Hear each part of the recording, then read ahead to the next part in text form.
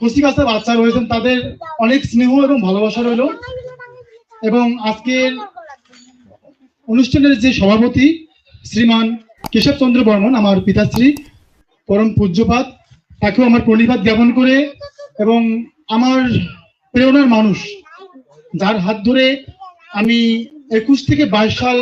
পর থেকে আসলে ধর্মীয় কাজে এবং নিজের ব্যক্তিত্ব এবং নিজের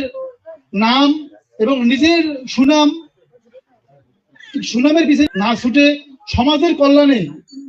সমাজকে প্রেরণা দেওয়ার জন্য যে একটা যে আসলে প্রদীপ, নক্ষত্র, সেই তিনি হলেন এই উপস্থিত হয়েছেন শ্রীমান টিকেন্দ্র মিল সাহেব। তো তার কথাবার্তা এবং তার কার্যক্রম দেখেই আমি নিয়মিত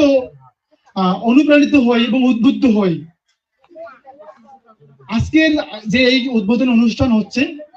নিত্যপোষণা মিলন মন্দিরের